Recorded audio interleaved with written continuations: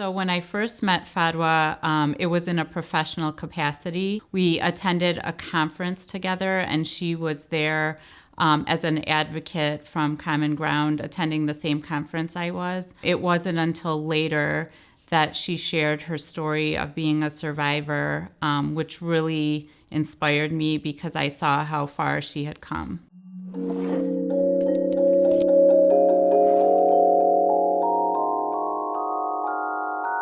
I was born in Iraq. My family immigrated here in '97.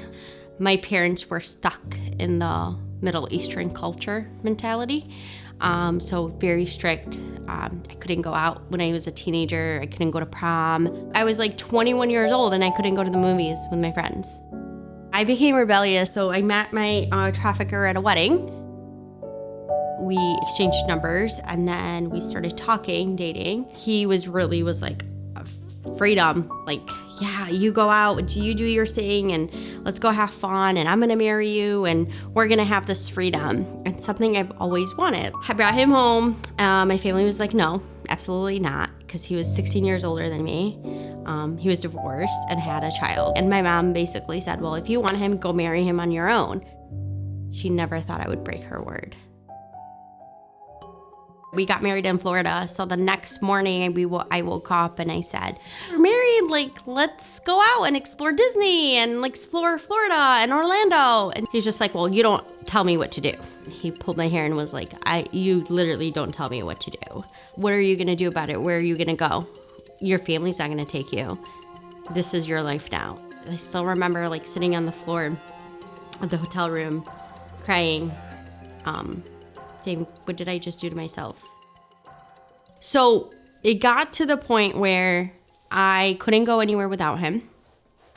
If I did, I had to have like FaceTime on. He introduced me to drugs. He restricted me from having any drugs. It was on his term. So basically almost every day, if not every other day, I would go through withdrawals until he would say, okay, you can have whatever. I had to ask permission to what I would eat.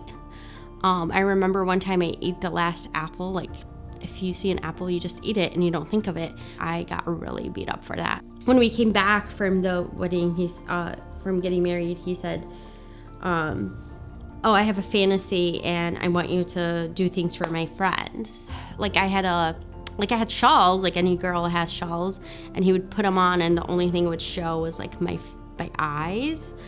And then his friends would come over and at that time I didn't know he was actually taking money for everything. And when I first said no, I got beat up and said, this is what I want. I'm your husband, you do as I say.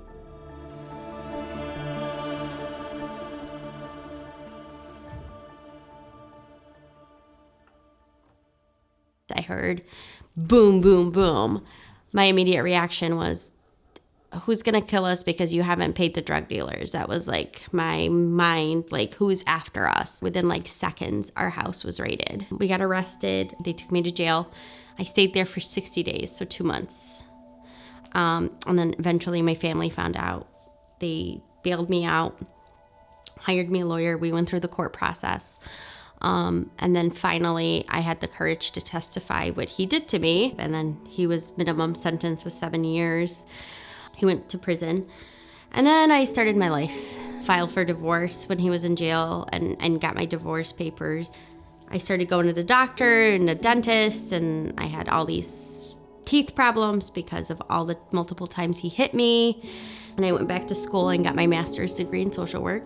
And I started working for Common Ground as a victim advocate for human trafficking after I graduated. And that's how I met the Joseph Project. I would see her at various anti-trafficking events that were being hosted in the Metro Detroit area. And on occasion, we would have the opportunity to sit on various panels together, and we would discuss the topic of human trafficking, and I would hear her share her story, which I always thought was very powerful. But I also always believed that she could be compensated for the things that happened to her in the past. I never forgot about her case, and so after we incorporated the Joseph Project, we circled back to her, and Christina and I sat down with her at a local coffee shop, and discussed her case at some length and determined that we were going to fight for her. So our legal director, Amanda Palitz, did an amazing job. She took over the case and was able to get reimbursements for really large medical bills that were from injuries that Fadowa had suffered during the time she was trafficked. When Fadowa came to us, she had spent almost $20,000 of her own money. So what we wanted to do was see if the state could provide some compensation to her because she was a victim of a crime that would allow her to be compensated for that amount. It was a lot, and it was a lot of details that they needed. And the hassle was like calling places and asking for records that had been 10 years over. It was hard to get, but she did it. She got them. I signed a lot of release forms for her, and she did. And I remember there were so many text messages and phone calls between Nate and Amanda and Christina saying, it's okay, just one more thing to do, and we're almost there. One more thing to do, we're almost there. And finally did. Over a period of about a year, they issued awards to Fadowa, a total of 4 awards in the amount of over $17,000. It helped me not to take funds away from my kids now, so that all those medical bills that I was paying went toward that. So my own personal debt was cleared. It might be something small, but to me it was a big deal because that was something that was always lingering. Like my teeth was such a trigger for me. And then when I finally did, I got everything taken care of. It was such a relief.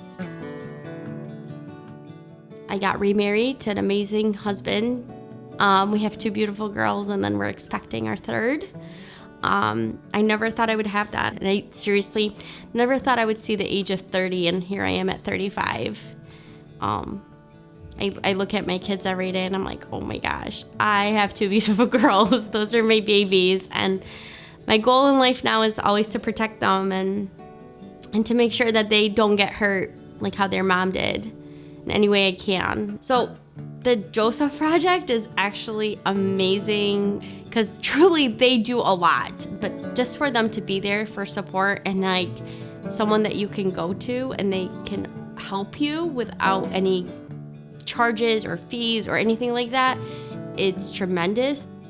I truly believe that the only way victims can become survivors if they have support and help.